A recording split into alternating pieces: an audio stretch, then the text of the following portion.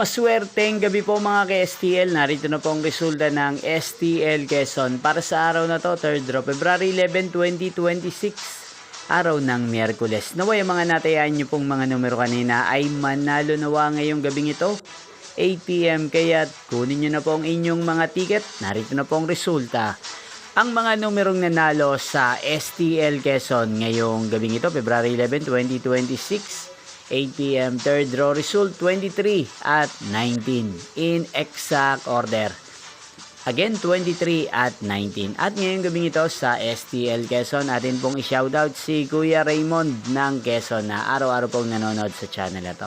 Shoutout po sa inyo Kuya Raymond, sana po ay nasa maayos kayong kalagayan.